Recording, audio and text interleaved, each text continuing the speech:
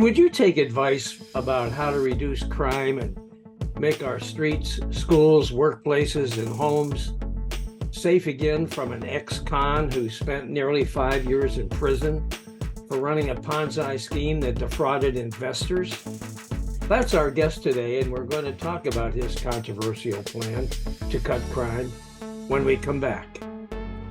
Welcome to Lean to the Left, home of no-holds-barred commentary, plus interviews with fascinating people, some of them top experts, others simply with interesting stories to tell. You'll never know who'll show up at Lean to the Left.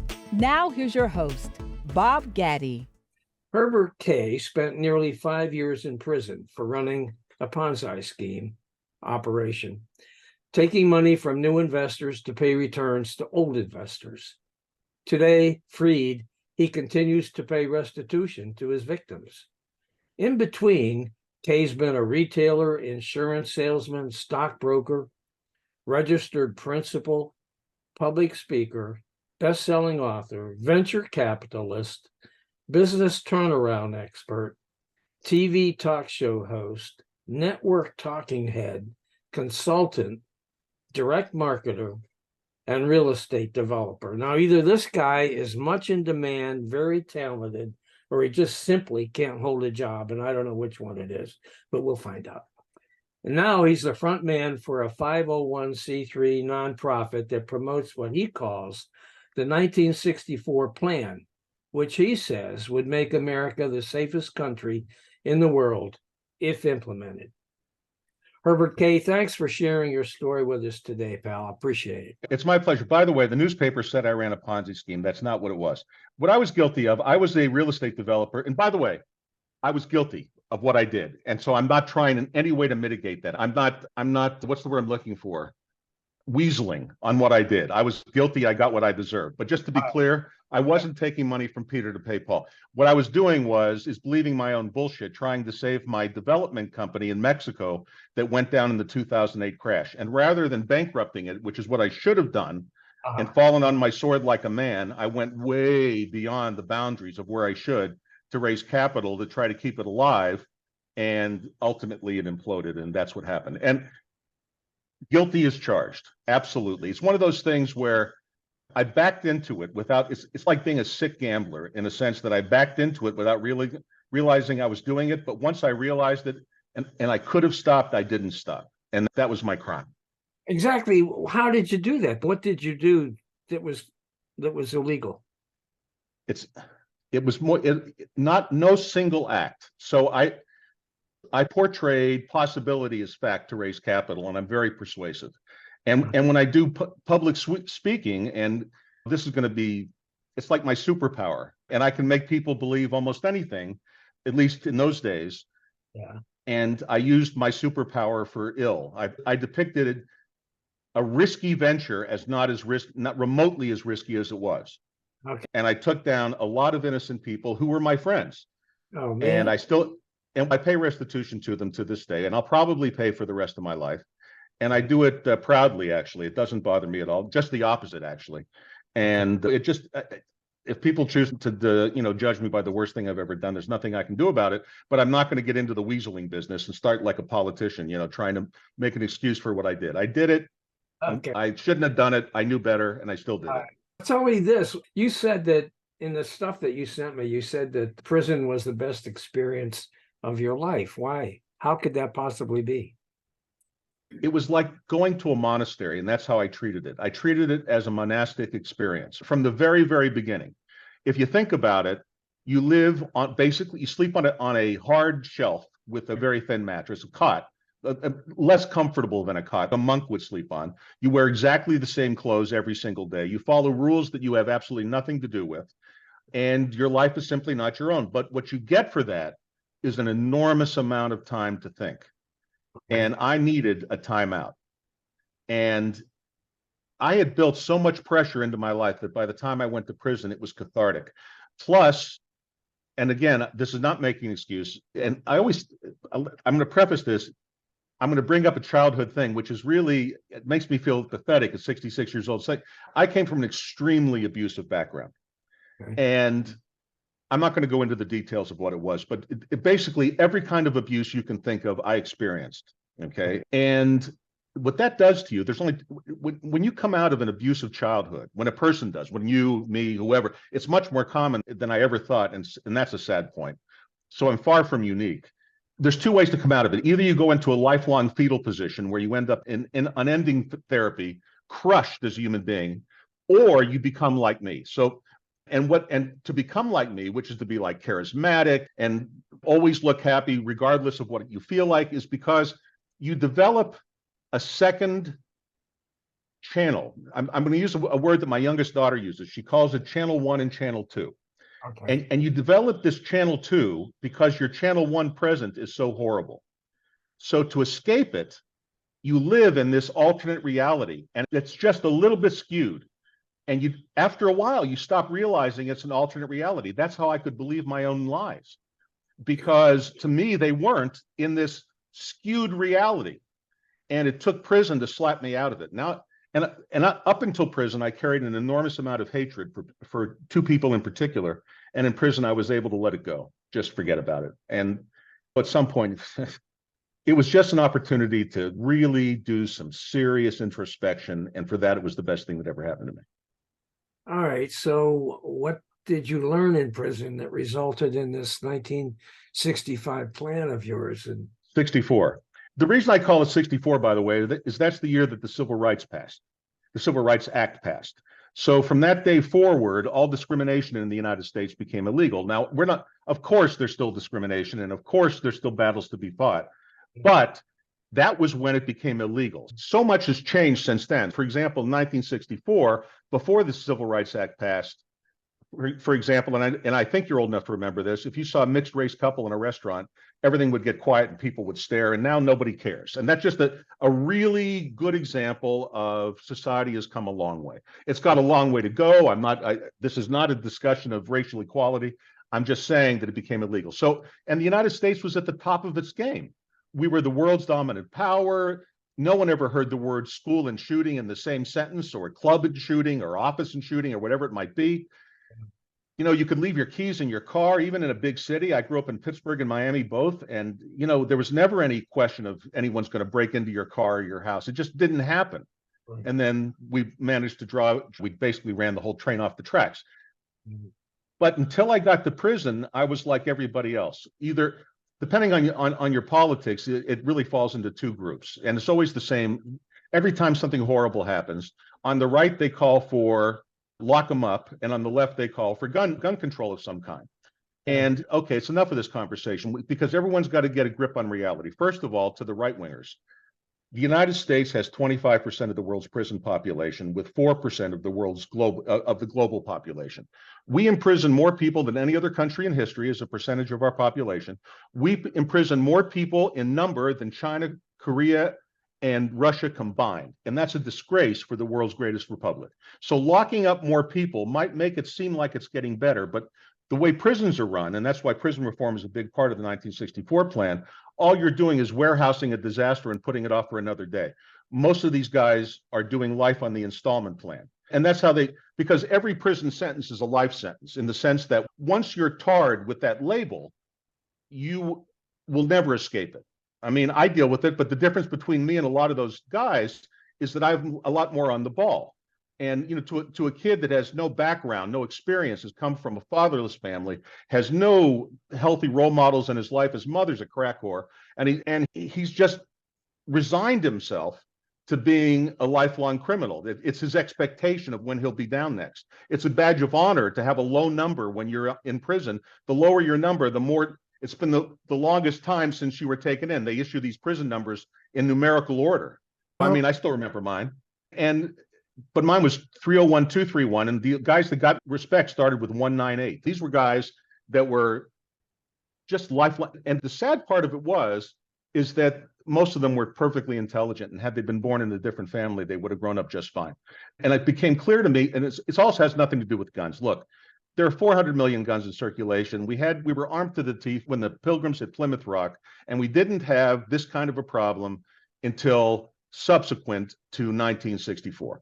And so I began to think of it that way. And it's because I had so much time to think, And I also became a yard dad. So what that means is those boys are hungry for a father. I'm just telling you, of all races. And interestingly, when I was in prison, I rolled black. I didn't roll white. And the reason I didn't roll means who I affiliated with. And I affiliated with the black guys, which are called the kinfolk, because I'm Jewish. And the whites are run by the Aryan brothers, and they're vicious Nazis. And I just couldn't, I didn't want to deal with rolling white. So I rolled black. And that was better for me. But as a result of that, I got to know a lot of very heavy duty black gangsters, very personal, very in a friendship relationship. And I got to know the gangsters in the cartels. I got to understand the drug business. It was an education on crime that was unique.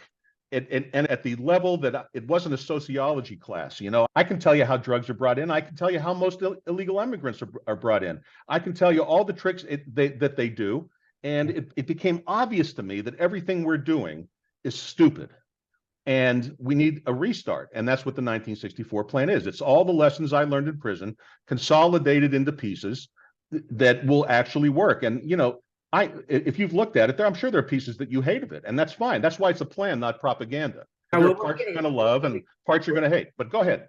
Yeah, we're going to get into the plan, the details of it in a minute. But I'd like to would you share some of the experiences that you had in prison? You talked about rolling with the blacks. Yeah. So prison is segregated. Were you accepted by what did it take? Oh, yeah. By that? Nothing. I just sat with them. The chow hall is segregated. You're not allowed to sit with any other race. That's not, by the way, a prison rule. That's self-imposed by the inmates themselves. Yeah. So there are the whites that are called the Woods, which is short for Pecker Woods.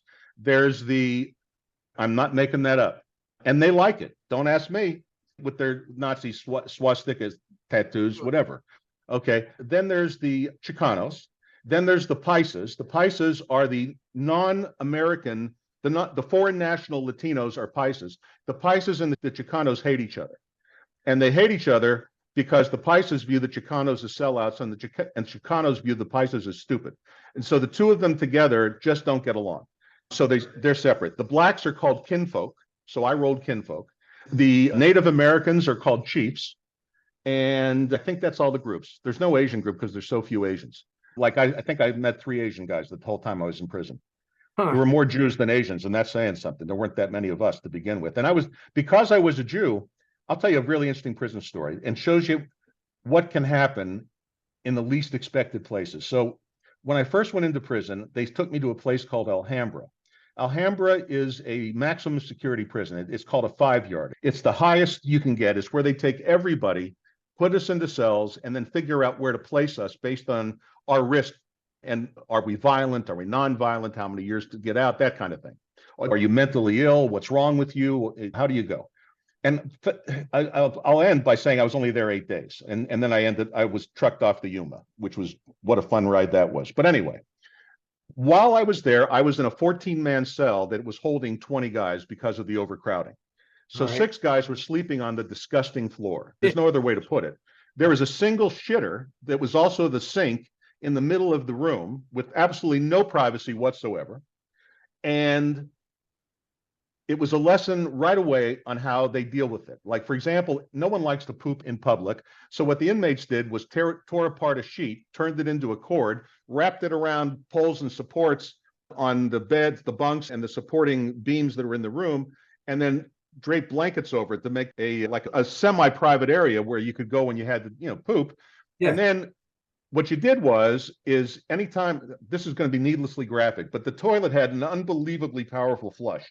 So you would literally hold the button down to suck every odor, and you would just hold it down as long as it took. You try to get it over with, and then you got out of it. If you had to fart, frankly, in a room like that, you went and sat on the toilet, even with your pants on, just fart into the toilet and hit the button, because it would sink it down. I'm not joking around. That's really how it was. I'm not making this up. So anyway, naturally, I'm in there and I'm not happy. And it's by the way, it's Arizona. It's the summertime. It's June. It's hot as hell. And they had evaporative cooling only in the prison. So let's just say it was sweaty, really sweaty. And so all of us were stripped down to our waist, and we had overalls, orange overalls, but you didn't wear them inside the cell because it was too hot.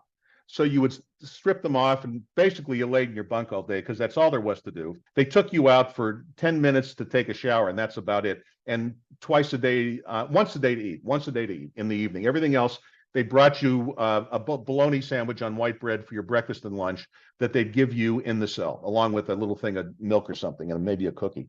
So anyway, second day I'm in there. I'm absolutely miserable. I'm feeling very sorry for myself. And who walks in but this gigantic white guy with his head shaved, who had to weigh 350 pounds, with every Nazi swastika tattoo you can possibly imagine, and a war eagle tattooed across his chest. Now, when they wear a war eagle, they're only allowed to wear it by the Aryan brothers if they've killed someone. So right away, I knew that this guy was a murderer.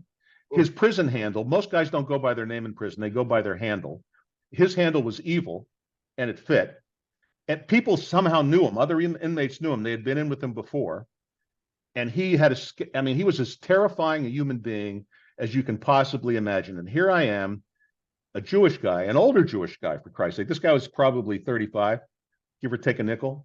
And I'm trapped in a room with Hitler's henchmen. It was frankly frightening.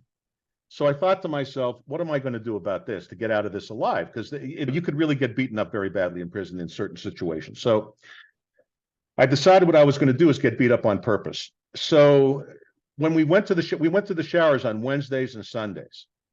And he came in on a Tuesday. So I decided the next day when we went to the showers, and there was going to be a lot of corrections officers around. The reason I picked the showers is there would be a COs around to break up what was going to come. I decided to pick a fight with them in the showers, get beat up, and then get put into protective custody away from them. That was my plan, to basically take a beating to protect myself. I know how that sounds convoluted, but in prison, that's the logic. And so I walk up to him, and we're in the shower room, and I said, hey, and I'm 6'3", I'm looking up at him. He's huge, okay?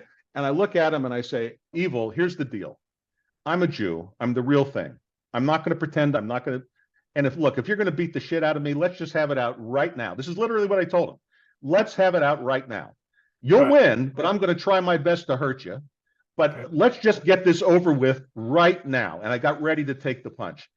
And he looked at me, and then he smiled and grabbed me and picked me up with a big bear hug. And he said, man, you've got balls. And I said, not really. Couldn't figure out any other plan. I was honest with him. It's not that I had balls. It's just that I just couldn't think of anything else to do. And I figured I'll take a beating, get it over with. The COs will save me, and then they'll lock me in protective custody where no one will get at me. Yeah. Anyway, it worked. He ended up being my prison tutor, and I spent the next 6 days with him as he taught me everything I needed to know for the rest of the time I was in prison about how it works from top to bottom. Wow. He was the one who told me to roll black. He told me, don't roll white. You're going to make yourself a misery. And he was right. Wow. And it was an education. It was an education. Yeah. That's just one. I have so many of those stories, but Eagle, by the way, ended up going to a 4-yard. I never saw him again. I went to a 2, he went to a 4. Okay. I never saw him again. And interestingly, he was in because he'd come in on purpose. He got into a fight on purpose so that he could murder a guy in the jail in the county he came from because the guy had raped his niece. And he had gotten himself arrested to murder the guy that raped his niece. And he didn't, I don't know if he was successful or not, but they sent him to a 4-yard, which is a murderer's yard. So there you go. That's the story. Holy mackerel. A lot of people listening to this are going to wonder, what was it like trying to take a shower? Were you worried about what happened? No. At Alhambra, it was a big public, it was horrible. It smelled like urine. You just couldn't imagine a bigger shithole than Alhambra prison. I just can't. The Shawshank prison in the movie was a Holiday Inn compared to Alhambra prison. I'm just saying. Okay. There was no private rooms or 2 to a room nonsense. They were packed in there like sardines. But when I got to Yuma, everything changed. Prison is better than jail. Okay. Much better than jail. So we get to Yuma, and it's about 11 o'clock at night by the time we get there. And at that point, the whole yard has been locked down. Yuma is what is called a working yard, meaning that all the inmates have to have a job when they're housed there. The jobs are menial. It's not, when I say a job, it could be anything. I worked in a call center just because I have the gift of gab, and I ended up actually making money in prison. But Most of the guys did some kind of physical labor, worked on golf courses on the outside, shoveled shit, whatever it might be, clear the road, fight brush fires. It was a working yard. So 9 o'clock, lights out, and everything got quiet because these guys were exhausted and they wanted to sleep. And so I get in there and it's all really quiet. And the CO, at this point, I'm so used to being told where to go and being led around, I didn't quite know what to do. So he gives me my mattress and my pillow and my basic supplies. And he says, "You're in bunk," whatever it was. And I said, "Are you going to take me over?" He says, "No, it's right over there in that building." And that struck me as weird to begin with.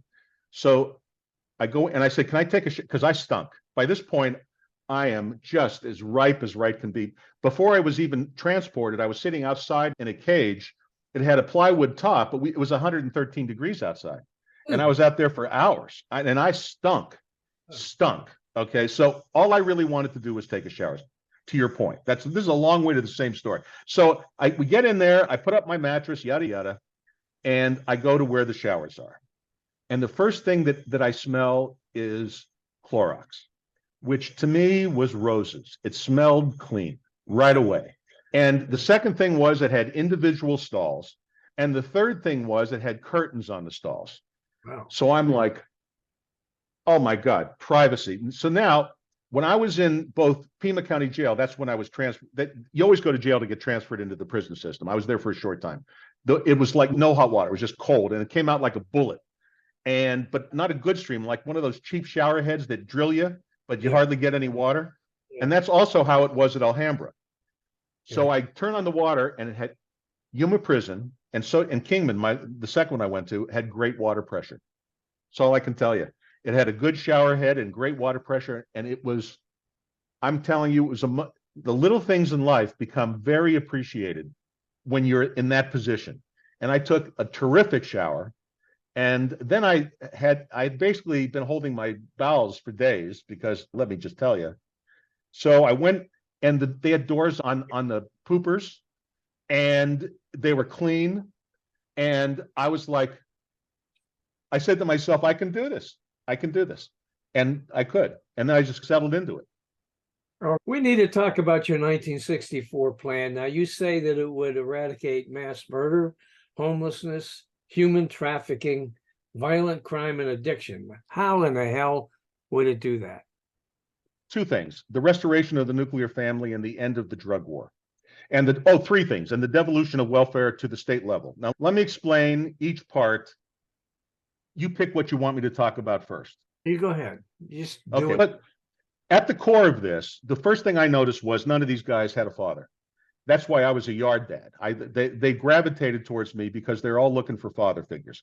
And that's of all races. By the way, I speak Spanish. So I had a lot of young Paisa guys, Latino guys. I had the black guys I was rolling with. I was their yard dad, even some of the white guys. In fact, you want to see my prison ink? Here's my prison ink that I got when I was in prison. Oh, look at OG that. and a star there. Yeah, you like that? OG stands for original gangster. When I first went in, I thought it stood for old guy. That's how experienced I was. But anyway, I got it because I wanted a souvenir. And a guy named Flaco, who was a young Chicano who is a tattoo artist, he's now in Casa Grande, did it for me in prison. That's another long story. They do it and anyway, I could go on, and we're not going to have the time for this. Okay, so let's go back to the plan. So the common thread of virtually everyone in prison, at least in male prison, I assume it's the same for women, is they don't have a father. They come from a socioeconomic class where virtually none of them have a father. And if they do, he's a sperm donor. They might know who he is. He might be a gangster that they know in the neighborhood, but there's no fathering going on. Right. And you and I would agree, I'm sure, that there are just more sociological studies than you can cite that says that if you grow up without a father, you've got two strikes before the first ball is pitched. Then when you grow up without a father and you're in a place where your mother is a crack whore, because when women grow up without men grow up without fathers, and they seek it in their male structure in the gangs and in the criminal groups. Women have babies. They start when they're 13 and 14 years old by different men under different last names. And the reason is, without a father, what does a father do for a young woman? And I speak as a father of two daughters and two sons. But my job as a father of two daughters was to tell my daughters how important they were and where they stand in the world, and that they have value and all those things that a father should do. they're growing up in an environment where their mother is a crack whore, then they become a crack whore, and they get more welfare payments by having more babies. And that also allows them, when you collect welfare, then logically you sell drugs because you don't have to report the income or even talk about the income against your welfare payments. It's a giant sea of hopelessness, all rooted in fatherlessness. So I began to look at what could we do to restore the nuclear family. So by the way, there was a decent prison library. And the librarian and I got to know each other very well. She was a lady our age, give or take a nickel, and she brought me any kind of book I'd ask for, when I started doing my research. And that became my second job. I became one of the librarians, which was great. I loved being one of the librarians because I read all day long. And I've always been a reader, but in prison I had a lot of time to read. So I started looking at statistics. We weren't allowed on the internet. Everything I got, I had to get in writing or in a book or in some other study that you would get from me and bring in, or print the study for me that I'd ask for, or whatever it might be. Yeah. And because they didn't want us obviously talking to the outside and so on and so forth, which I completely understand. So anyway, in 1960, and I'll use the group I rolled with, the kinfolk, the black guys, as an example. In 1960, 86% of black children in the United States were born into two-parent families. Okay, 86%. Today, 82% are not. It's completely reversed, and it is not some kind of coincidence that the weight of the prison population falls heaviest among the black community, because they're the most fatherless of all the groups. The Latinos are next at about 56%, whites are at about 36%, Asians are not worth mentioning, hardly any. Primarily it falls so heavily on minorities because of, without a father, and if you're in a certain socioeconomic class, this is where you go. Plus, the other thing is there was an enormous amount of drugs in prison. So I began to look at, for example, in Kingman prison, I was recruited a lot by the cartels to launder money for them when I got out. That was certainly a career choice I could have made. Now, I got to tell you, don't do the crime if you can't do the time. And I'm a one and done kind of guy. There's no way I was going to do that. But the more I told them no, the more they liked me. Okay. Plus, they loved a gringo that could speak Spanish. So I would hang out with them. Okay. And I learned. So in Kingman prison, we had about 1,800 inmates, and about 1,400 of them had active addictions. I never saw heroin until I went to prison in my life. I heard of it. I've seen it in TV shows, but I saw it every day in prison. I saw crack every day. I saw meth every day. And all of those things I had heard about on the street, but I'd never seen it. The only other drug I ever saw besides marijuana, which I've smoked my whole life, was cocaine, which I never did. I was on Wall Street in the 80s, and I saw a lot of cocaine. It was in the men's rooms. I mean, there was a lot of cocaine. Cocaine they don't do cocaine. They do crack because it lasts longer. The cocaine high is evidently too short. But in drugs alone, in heroin and meth alone, the Pisces were doing all of the distribution. They were bringing it into prison. And how they brought it into prison was by drone. So a drone would come to the corner, when the yard would lock down and all the prison houses, all the different dormitories, let's call them, for lack of a better word, were locked down. A drone would bring the drugs to a corner of the yard where a corrupt corrections officer would pick it up. And then he would bring it to the Pisces, and the Pisces would distribute it on the yard. They were doing $3.5 million a year in drug revenue in Kingman prison. And that's in prison. The cartels were doing $3.5 million a year in prison in drugs. If you can't control drugs in prison, you might as well just forget about it. I mean, the drug war was lost from the day, and it's created so much havoc. So the plan revolves, I know I'm jumping a little bit, but the plan revolves around the restoration of the nuclear family and some prison reform and some homelessness reform and things that'll cost money. But the money to pay for that's going to come from ending the stupid drug war, where we've spent $1 trillion since 1971 and Richard Nixon declared the stupid thing, and we've stopped nothing. And we're not going to stop it. It's not going to, the cartels have unlimited funds and they hire the best people, where policemen are essentially bureaucrats with guns. And I'm not denigrating, they do an important job. I'm not anti-police. I'm just saying they're not by caliber nearly as smart as the guys they're coming up against. They're just not in the same. I knew truck drivers who made $1 million a year hauling drugs. And how they haul the drugs across the country is in milk trucks. So when you see those big steel milk things carrying along, a lot of them have a big collection of drugs right in the middle because the dogs can't smell through the milk. So that's just one little tip that I can share with you of how drugs In are the middle, transferred. you mean the drugs are in some? They're in a plastic water milk tight container Yeah. down in the sea of milk. It's really a milk truck, and they own a bunch of dairies around the country, and through Shell Corporation. Let me tell you, if I really was a financial criminal, these guys could have taught me a lot. And what I knew a lot about was, because I was a real estate developer in Mexico, that's where my real estate development company was. I know a lot about Latin American finance, and that's why they like me, because I know about the banks and how they work and all that kind of stuff. But which is to say, they don't work. It's Latin America. Okay, so when talking about drugs, you want to legalize drugs, all drugs. Yeah, all drugs, and not decriminalized. Okay. Look, the first thing you have to understand is, and I came to understand this in prison as well, is that for a lot of people, longevity is not their goal. I understand that we make certain drugs illegal because we're trying. It's how you go to hell. The road to hell is paved with good intentions. We want to help these people. They don't want to be helped. Yet, the reason that rehab is such a miserable track record, even for 12-step programs, is that unless you want to quit, you're not going to quit. And most of these people have no expectation of a better life. All they're trying to do is escape for a few minutes. But because drugs are illegal, they're extremely expensive compared to their production cost. So one of the examples I cite in the white paper that's on the 1964plan.org website is I talk about the price of heroin. Now, heroin, and by the way, this was backed up. I learned this in prison, that I went to see if there was a study that backed it up, and Yale did a study on this that does back it up.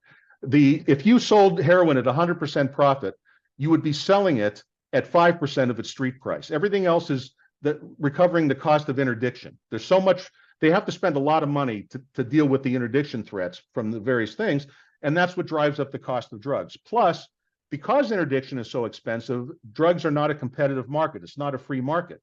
So ironically, our drug laws protect the cartels from competition, because very few other people could afford to spend the money to do what the cartels do to bring the drugs into the country. So we're, in a weird way, the last people, I'm telling you right now, I know this firsthand, the last people on earth who want drugs legalized are the cartels. It is positively a license to print money, and they're never going to go away, and they're destabilizing all of Central and South America. If we legalize drugs, if it would be as easy, remember, heroin is just, I keep using that as an example because everyone knows what it is. Heroin is not patentable. It's been around forever. It's like aspirin. You could sell it generically. Generic producers could produce it. And I don't believe in decriminalization either, because decriminalization is a code word for replacing one useless bureaucracy with another. So these drug addicts, what they need is a safe supply of drugs, be able to go get treatment if they want it, okay, and otherwise be left alone. By doing that, they'll be able to support their drug habits on 1/20th of what they need to get now, which means when I was in prison, about 36% of the guys there statistically are there for drug charges, which is possession or sale. But all the other violent crimes are all associated with drugs. And the reason for that is that drugs are illegal. And since drugs are illegal, you cannot go to court to enforce a contract between two drug dealers. So if it's all a handshake business. So I'm not making an excuse for all the murder that goes on, but I'm just giving you the context of it. It goes on because it's illegal and they can't go to court. For the same reason that in the Old West, ranchers would string up rustlers because there was no law around. And they didn't have a jail to put them in, so they'd string them up and leave them hang from a tree. And that's what happens when there's no law, there's no structure, there's no courts. Law is not a bad thing, and we need it, but when you have an illegal enterprise, they can't use it. Therefore, their only recourse is violence. That's their only recourse. And if we did away with the drug laws in their entirety, all drugs are legal, a week later, violent crime would drop by 80 to 90%, just overnight. And if you've ever been, let me ask you a question, Bob. Have you ever been stolen from? Have you ever been robbed, had your car broken into, had your house broken into, been mugged, anything like that in your whole life? Yeah, we had a break-in that we had where somebody stole some stuff while we were away. There's a 99% chance that would have never happened if drugs were legal. Yeah. That it's as simple as that.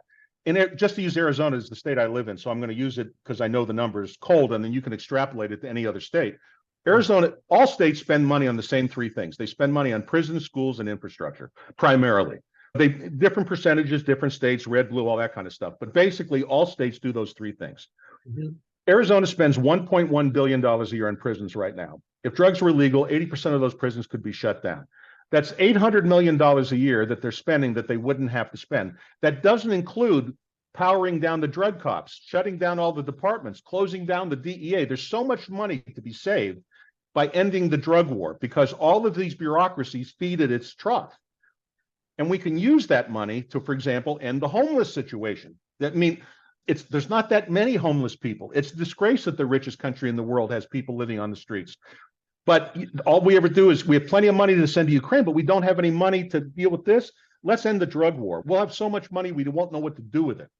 And then we can deal with it. Go ahead.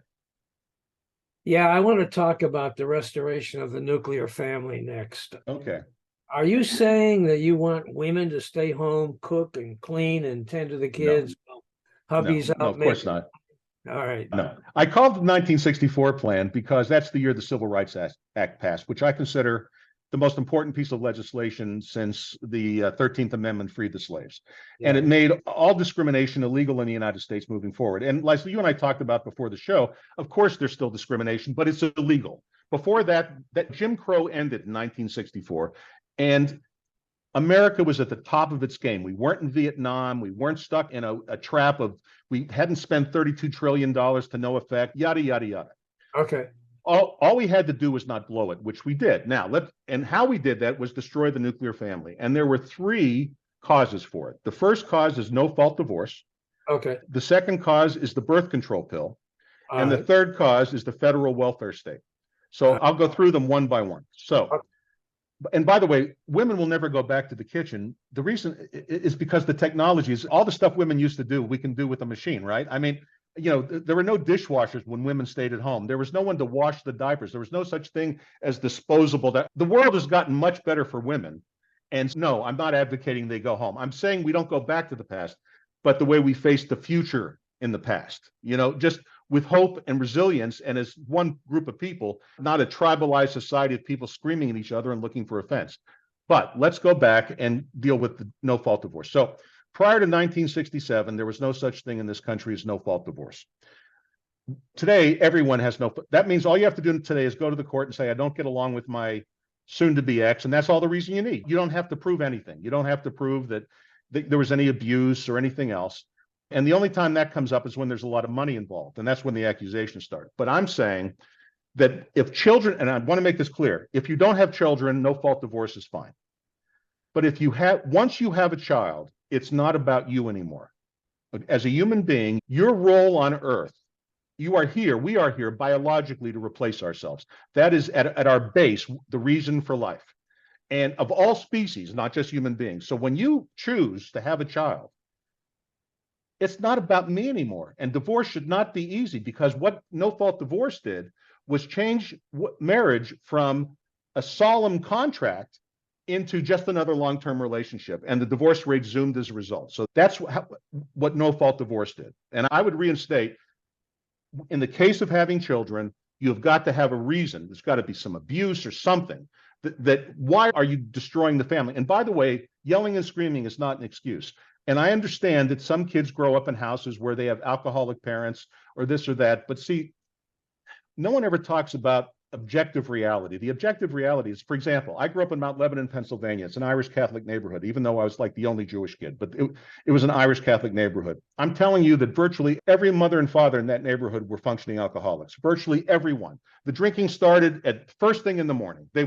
And in those days, you left your back door open and the screen door, and Jews really don't drink. We like to chew our calories, but we always kept liquor in the house. That's why Jews are fat. We prefer to chew. I really don't drink. I will socially, but Jews have the lowest incidence of alcoholism except for Asians. And there's just a reason for that. Both cultures are really into their food. It's really very food. But anyway, in this Irish, some stereotypes have a seed of truth in them. And the seed of truth in the Irish stereotype is they drink a lot. Yeah. But they're functional. And there's a lot of screaming and yelling. Okay, children, to be prepared as adults, you cannot protect them all the way. Yeah. Some bad things have to happen to toughen them up for what's to come. So the reason for a divorce for example, an absolute reason for divorce is violence against the woman. Okay, that's an absolute reason for divorce. But here's an objective fact. You can fact check me on this. 80% of domestic violence is done by women. 80% of arrests for domestic violence are women being arrested. I know that's never talked about, but the truth is most men don't hit women. I understand that it seems like that when you watch movies, but the reason that most men don't hit women is we all know that we're strong enough to kill a woman. We know that. We know that even here I am, 66 years old, I'm in relatively good shape, but I know that if I slugged a 21-year-old girl, I'd knock out her teeth and God knows only what. So you just don't hit women. I raised my sons that there was absolutely no reason to hit a woman, and most men feel that way. 80% of domestic violence is done by women, and 100% of domestic violence involves alcohol. 100%. If domestic violence is taking place regularly and it's the man attacking the woman, then that's certainly a grounds for the woman to leave. It just doesn't happen as much as you would think. And so most marriages need to stay together. On to the second point, the birth control pill. Now, let me preface, I'm not suggesting we're going to repeal the birth control pill. I'm just going to speak to how it helped destroy the nuclear family. I was going to ask that because No, that horse is out of the barn, man. Yeah. But it changed everything. Okay, so again, you and I are old enough to remember this. Back before the birth control pill was invented and became legal through the FDA in 1961. Prior to 1961, there was no such thing as a birth control pill. There were condoms and, all kinds of diaphragms and stuff, but they were, no, the truth is most people married as virgins. Most women kept their virginity until marriage, and that was a big deal. And most men did. And if they did get laid before they got married, it was usually in connection with, for example, they were drafted, they went overseas to Korea, and while they were there, they had a little fun, but they came home and they weren't bringing those girls home to mama. Okay. They were going to marry a virgin, and there was a reason for that. And I know how antiquated that sounds, but this goes to a point that I've noticed, which is we as a society tend to kick down fences without asking the three most important questions. And birth control was one of those fences, and chastity and having a lot of sex before marriage, because the first question is who put the fence up? The second question is, why did they put the fence up? And the third question is, was the fence there to protect us or to hold us back? And in fact, it was there to protect us, because the weight of it used to be a disgrace to have a child out of wedlock. And there was a reason for that. The reason was it's bad for the culture. Everyone knows a fatherless child is bad for the culture. So it was strongly discouraged. Now, what that meant was that most people got married either very sexually inexperienced or virgins, which also meant that sex is like pizza. It's great unless you start comparing it to everything else. So when a woman, typically by the time she gets married, and she's much older now than she used to be, which brings up another issue, which we'll get to in a minute, but she's had many sexual partners, and men know that. Why do you think Viagra is sold by the bucketful, by hymns on TV and all the rest of it? Because of the wild insecurity men have over sexual comparison, because women have so much sex. And it's done nothing good for the culture, nothing good. And it's led to people getting married too late because women are waiting for a man that doesn't exist, this man who makes love like in the movies. And by the time they realize that's not true, they're about 30, and now they're going into the decline of their childbearing years. And I'm not saying this because I'm some kind of a lunatic. Again, I'm going to cite Yale, and I footnote this in the white paper. Women are the unhappy. They just did a study. Yale is not a right-wing organization by any stretch of the imagination. Women are the unhappiest they've ever been. All of this has done nothing but make women unhappy. And that's a bloody shame. And it's part of that is owed to sexual promiscuity. Again, I'm a hypocrite. I was there for the sexual revolution. I got laid a lot. I've been divorced twice, but you have to break. All good decisions come from experience, but experience comes from bad decisions. And I'm telling you, that was a mistake. Now, the third thing is the federal welfare state. Wait a minute, before you go there. Go ahead. Before you go there. Okay. All right. So you say, it sounds to me like you're saying, okay, we all need to be celibate until we get married. And no, as much as possible. We're not going to take away the birth control pills, but you're going to have to do something. We can teach chastity in schools. The same, it's part of sex education. All right. Just the same way we teach kids not to smoke. Cigarettes aren't illegal. You don't have to make something illegal to discourage it. Hardly anyone smokes anymore, and that's because of education. When you and I were kids, people used to throw litter out the windows all the time. Then they started running ads about the Indian chief with the tear running down his face and all that, and no one litters anymore. And again, that was all a result of public education, which, by the way, today is not very good. But I advocate, as part of sex education, chastity, but not talked about, the stork brings the babies, a frank discussion of why it's smart, why it's to your advantage. No one talks to kids that way. We talk like anything that feels good. That's called postmodernism. And that's just a fancy name for nihilism. And we've got to pull our kids back from nihilism, where nothing means anything, and they're only pursuing their own pleasure. But anyway, you want me to stay there? You want me to move on to the federal welfare state? Go on. Now I'm going to go to the federal welfare state, and I keep using the word federal for a reason, because I'm not opposed to welfare. But I look around the world and I see that the most successful welfare states in the world are in Scandinavia. Now, there's a reason for that, and then I tried to bring that idea to the United States. No one is saying let's throw people who are having a bad time on the streets. I want to make that very clear. I'm saying let's copy Scandinavia. I'm going to use Sweden as an example. Because Bernie Sanders constantly says they're a socialist country, which they aren't. They're actually a much freer economy than we are. We're ranked 62nd in the world for free market economics. They're ranked 11th. Okay, they abandoned socialism in 1981 because everyone knows socialism just doesn't work. So they became a market economy with a welfare state. Now, it works. They have a very good national healthcare system. They have a very good retirement system, a very good child care system, a very good everything that the state provides. They do a better job than anyone else, except maybe the Norwegians and the Danes and the Finns. Okay. Now, there's two reasons for that. Number one is Sweden is the largest Scandinavian country, and they have 10 million people. In other words, the entire population is less than greater New York City. That's number one. So it's a lot easier to administer a plan effectively to a lot fewer people. 10 million is much more manageable than 340 million. Okay, that's number one. And number two is they're racially homogeneous. Now, because of that, everyone in Sweden is a Swede. They're descended from some part of Sweden, whether it's Vikings or the Spaniard women that my ex-wife is Swedish, and we did a 23andMe test, and she's a third Spanish, because clearly when the Vikings were raiding the Spanish coast, they grabbed some of her ancestors, which is why she has dark hair. But she's a Swede. Okay, her maiden name's Knutson. Swedes are Swedes. And it's also much easier to manage a program when you're dealing with people who all basically think the same way. Now, the United States is the most diverse country in the history of the world. And we clearly don't all think the same way. We think different ways by religious group, by racial group, by gender, by a lot of things. We all think differently. And so we can't, a one-size-fits-all approach in the United States has clearly failed.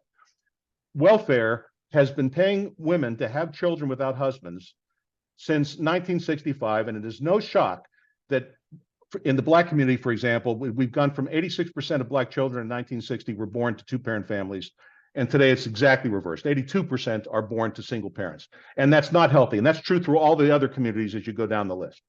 We've killed people with kindness. So what I think we should do is devolve it to the states, because the United States are 50 little countries in a free trade zone. That's what the United States are. Our Constitution is a federalist constitution, with most power is given to the states explicitly in the Constitution. Congress usurps it all the time, but constitutionally, we're a federalist country. The founders were very specific about this. So that means that each governor and each legislature can design a welfare program that fits the demographics of their state. So when you're doing it for Minnesota, which is, for example, heavily German and Norwegian, heavily, okay, that's going to be one kind of welfare plan. But a state like Alabama with a majority Black population is going to be a very different welfare plan. And let the states do it. Now, the other thing people don't understand about Scandinavia is the middle class pays for it because that's where the money is. It's in our country, it's become very fashionable. Let's take the money from the billionaires. If we confiscated all of the American billionaires' money, it would pay 6 months of the national debt interest. They have a lot of money individually. They don't have a lot of money collectively. The money is in the middle class. So in Sweden, the beginning tax rate for a middle class person making $32,000 a year is 56% without any deductions. The average Swede in the middle class pays 56% of their income right out of the gate for their welfare state. But it's worth it to them because they're getting value for what they're paying for. And we got to stop lying to people. It's immoral to borrow from the future to pay for the present for benefits that the future is never going to benefit from.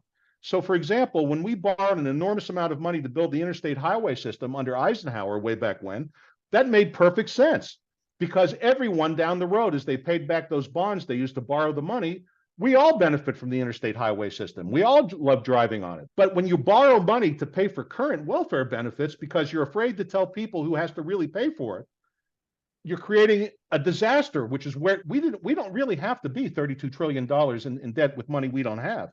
But this is how we did it. So if we devolve it to the states are not allowed to print money. That's what makes the federal government so dangerous. So since the states cannot print money, they have to balance their budget every year. Since they have to balance their budget every year, they'll design their programs to be efficient. Now, without the drug war, a third of their budget suddenly will not be spent on prisons. Okay, they'll have an enormous amount of money to reallocate. But you got to be straight with people. People should get as much government as they're willing to pay for. I'd be willing to pay 50% of my income if I was getting the quality of Sweden, where you walk into a hospital and it's one of the best in the world, and you get retirement and you get childcare. You're getting value, but you're not getting value here. Okay, and the people, the bottom half of our society pays no tax at all, and you can't. The reason the founders set up the rule that only landowners could vote was because they understood you can't allow people to vote for how much they take without paying for it. You just can't. That's an extremely dangerous, perverse incentive. And that's how we've ended up where we are today. But anyway, there you go. You know what? There's a couple of other aspects of your plan I want you to touch on. We're running really long here. But the first one is national compulsory service requirement for every teenager. And the second is addressing homelessness and how you would do that. You tackle I'll cover national public service first because it's brief. Since most kids are born into fatherless families, I don't want to write off the current generations.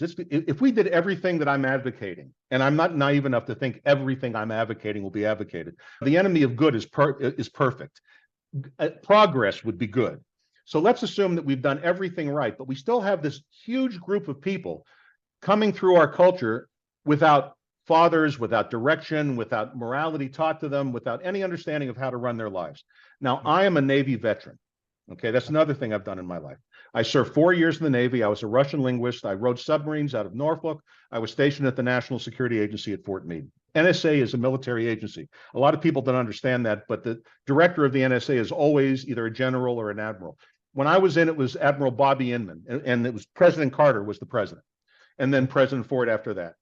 So it's been a long time, but this is how it works.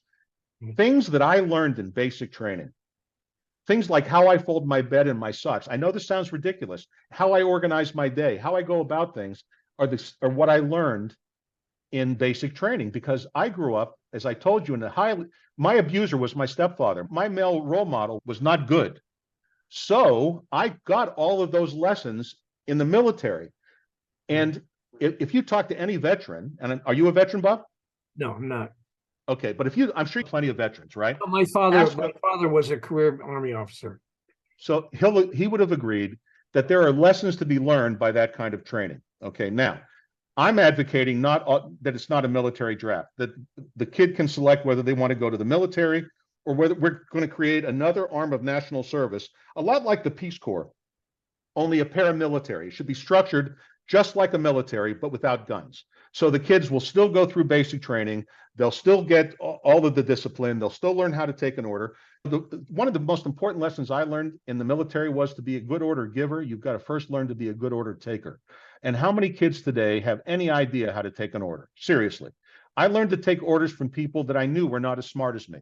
But because of their position, they had earned the respect of me following their order. And when you're operating as a team, there's no time to discuss, especially when lives are at risk. When I served on submarines, I learned right away, this is not a time for individuality. If the captain says do it, it's for a reason. And there's no time when the guns are firing to get into a discussion of whether you agree. It's an important life lesson.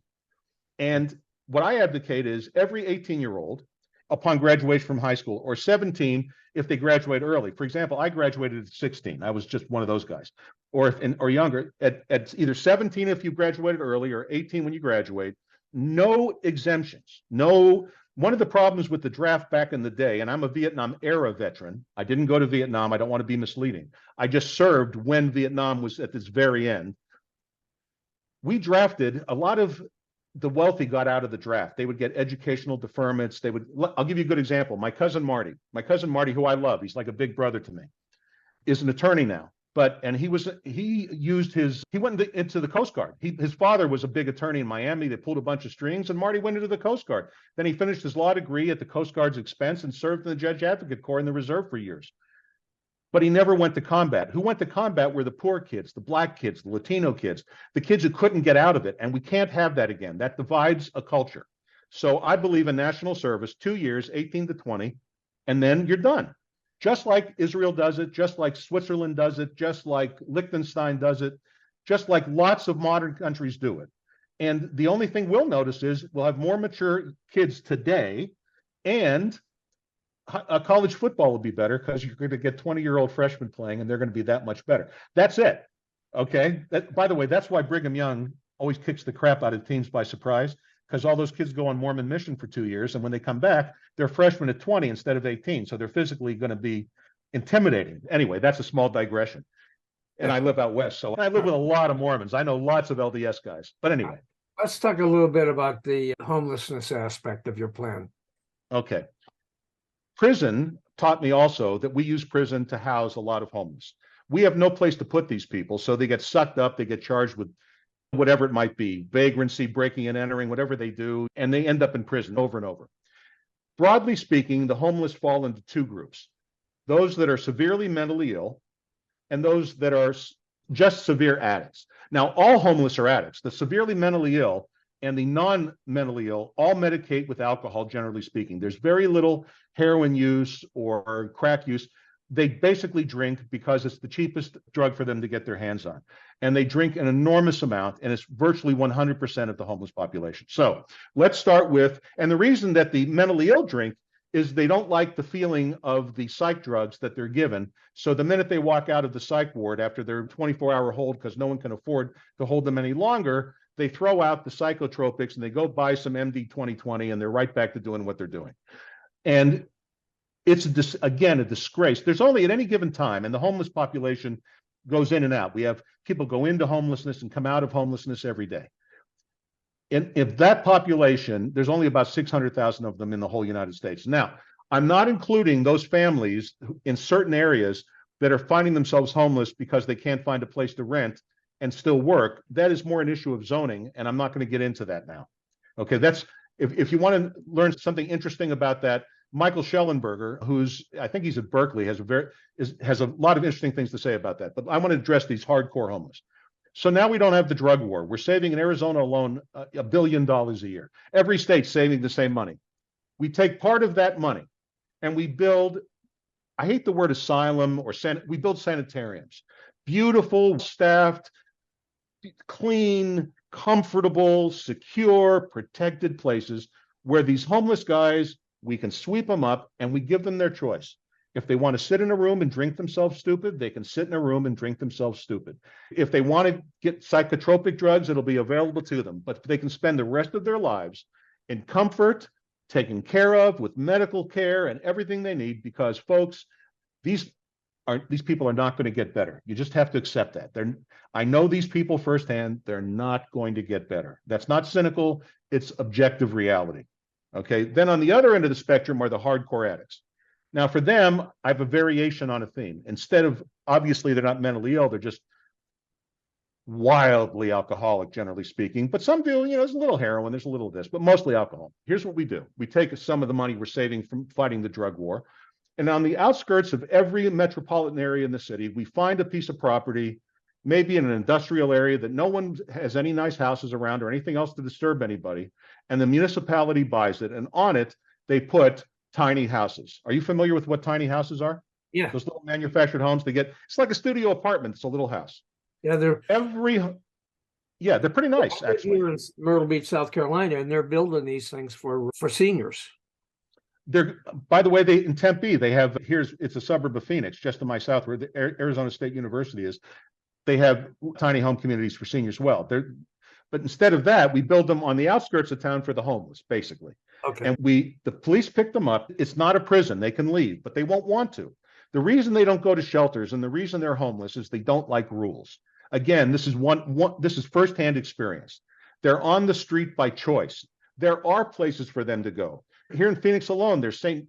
Vincent de Paul, and there's the Salvation Army, and there's all kinds of the CSI community services, and there's a whole bunch of things, but most of them don't go there because that means rules. That means having to do things, especially no drugs, and they don't want to be bothered with that.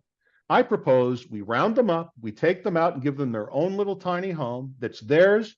Their only rule is keep it clean. And we make cleaning and by the way, most of them are clean. I know this sounds strange. They're dirty on the street because they have no choice, but in prison, they're fastidious. When given the chance to be clean, they're clean. And they have to clean their home. And on the grounds, we have a clinic for the inevitable overdoses. We have psychologists. If they want to get therapy and treatment, it's available to them for free. And we also have a store where a convenience store where they can pick up food to eat so they don't starve to death for free. And they can stay as long as they want. They can leave if they want, but they'll never leave. Oh, and we also make the drugs available to them for free. Whatever your drug of choice is, you can have it. You can go into your home quietly. Look, guys, here's the important thing to reiterate a point I made earlier. Their goal is not longevity. They don't have any illusion they're going to live past their 40s or 50s at the most. Okay, they don't want to. Their life, their backgrounds are so hellacious, the stories would make your hair fall out. They're not on the street by some accident. Let's stop thinking we're going to fix the unfixable and instead treat them humanely and take them to a place where they're safe, they're air conditioned, they're heated, they're taken care of, and they're not shitting on the sidewalks, and they're not bothering anybody else. And if they want to pull it together, they can leave and pull it together. God bless them. Stop putting them in prison. We're not going to make them better in prison. It's not going to work. Okay. Now, I want to go back to one thing about drugs real quick. What are your thoughts about Trump's wall as a way to keep illegal drugs out of this country? Unbelievably stupid, because I actually know how drugs come into the country. By the way, unbelievably stupid no matter who builds the wall, whether it's the governor of Texas or Donald Trump, or now the president is starting to rebuild the wall. Stupid. Okay, first of all, the immigrants, and I live in Southern Arizona, so in addition to prison, my family is in the produce business, and how we came to Arizona was Nogales, which is on the Mexican border, which is the largest crossing point in the world between two countries of fresh produce. So I have a special understanding of illegal immigrants. When I was in high school, I worked in produce warehouses with nothing but illegal immigrants. Okay, nothing. Okay, but in those days, there was a difference. Now, back to the wall. I learned in prison that most of the people and drugs are brought into this country through tunnels, not across the border. The people you're seeing across the border are the bottom of the barrel. They're the ones stupid enough to try to cross the border on land and pay some coyote some ridiculous amount of money to get caught. Okay, most of the people are brought through tunnels. So there are Mexican families who raise their children like West Virginia coal miners to grow up and build tunnels. This is all they do. And there are thousands of these tunnels, thousands of them, under the Mexican border with the United States. And where they are is not out in the middle of the desert. That makes no sense. They're right in the middle of the cities. They go from the basement of one house on one side to the basement of another house on the other side. For example, in Nogales, there's Nogales, Arizona, there's Nogales, Sonora, right across the border. There are a gajillion tunnels coming from basements of houses on one side over to the other. Now, the cartels only use those tunnels twice because they assume that the dunderheads they're bringing through the tunnels, that's how they look at them, will eventually rat the tunnel out. So they only use it twice. They use it twice, then they fill it in and they go and they do another tunnel. And this is how most of it is brought into the country. Once it's brought into the country, it's moved into mostly dairies and it's moved in milk trucks because the dogs can't smell through the milk. It's all wrapped in plastic and stuff. But the wall is a typical political symbolic gesture. It's a waste of time. Talking about politicians, and this is my last question. In the white paper introducing your plan, you say this, quote, "Our politics have descended into a pit of obsequious, glad-handing weasels without a single vertebrae, and they have spent us to the brink of destruction." Now, what makes you think these glad-handing weasels would embrace your plan, parts of which would be hated by those on the right and the left. Yes, I know that it'll never happen with these guys in office. All right. But now I'm going to put on my finance hat. All right. My background is heavily in finance. Okay. So I'm just, and I'm not going to bore you with all the reasons why, but we will not get to the 2024 election without an economic collapse of such a degree, it's going to make the Great Depression look like a happy memory. And when it happens, it's not an if, there's no stopping it now. I have no suggestions on how to prevent it, because at this point, the die is cast. It's too late. It's going to happen. What'll kick it off will be something unexpected, like it always is. My feeling is it'll come from China first, but it doesn't matter. The global economy is going to melt down the whole planet all at once, and it's going to cause enormous political upheaval. The radical becomes reasonable when the shit hits the fan, and the shit's about to hit the fan. And when that happens, people will start looking for alternative ways to do things that they would have never considered before, because it would have been, and I wouldn't blame them. Look, I hope I'm wrong. I hope that it all just cooks along and fixes itself, but I'm not wrong. It's going to happen. And when it does, my plan will be an alternative to the other side. There are going to be people that are going to make Donald Trump look like a happy memory, that are going to be demagogues in the extreme, that are dangerous, much more dangerous. And this is how Hitler's come into power. History is littered with countries falling apart and taken over by demagogues at times like this. So I'm trying to put forward a reasonable alternative. And what makes me qualified is I personally have no desire for power at all. This is just nothing I'm interested in. I just want to be the ideologue. I am uninterested in running for office. And it's going to, I wouldn't be surprised to see it happen by Christmas. It'll certainly happen early next year. And it's going to be horrible. And I can spell it all out, but it'll just make you sad. And I have 4 children and 2 grandchildren and more on the way. And I hope I'm wrong, but I'm not. And that's the answer. That's a sad way to end this discussion, because it was interesting, a lot of fun in some places. And thank you. Certainly. Hey, listen, Bob, here's the deal. After it happens, the buildings won't fall down. The roads will still be there. Your car will still be in the driveway. You'll still have clothes. It doesn't mean we're going to descend into a zombie apocalypse. That's not what I'm talking about. It's just that things are going to get very tough. It's going to be like Argentina here for a while. And when that happens, we will pull out of it. The question is, will we pull out of it as a people, or are we're so tribalized now, and the politicians are so pandering to it that we're just not in a position to pull together, and that's a mistake. We're all just Americans. I hate hyphenated Americans. I don't call myself a Jewish American. I'm just an American. Just an American. And my kids didn't marry Jewish people. And you know what? I don't care. I don't care. My grandchildren aren't Jewish. I don't care. We're Americans. Enjoy yourself. It's a great country. Let's not screw it up. All right. Thank you so much, Herb. I appreciate you being with us on the Lean to the Left podcast. Interesting discussion. And I thank you. One last thing. If folks would go to the website, 1964plan.org, I would love that. That's it. Oh, yeah. I forgot to ask you where people can learn more, and that's the answer. If you go to the website, you'll see a Learn More button. That's where the white papers are attached. You can take them out one at a time. I wrote them so that you could read them. They're footnoted, but I didn't write them academically. I think they're funny, actually. So enjoy yourself and read about it, and you'll learn more. Actually, they are. I read your white papers, and they're entertaining and they're informative. You guys don't hesitate. Check them out. It'll take you about 5 minutes to read each one of them. They're pretty good. Yes, it's not a doctoral dissertation, but it lays it out. Hey guys, I hope you enjoyed this Lean to the Left video and that you learned something as well. Please come back on a regular basis and check out our interviews with guests on topics that I hope you find interesting, entertaining, and enlightening. And you can check out the schedule of upcoming shows, guests, and topics at podcast.leantotheleft.net. You can also subscribe to our audio version there, or to our video shows here at YouTube. And follow us on social media, Facebook at the Lean to the Left podcast, Twitter at Lean to the Left 1, Instagram at @BobGaddy_lean to the left, and TikTok at lean to the left. Our goal is to be informative and entertaining as we and our guests comment on the latest developments in the news and about the social issues that concern us all. This is Bob Gaddy signing off for Lean to the Left. Thanks for sharing your time with us.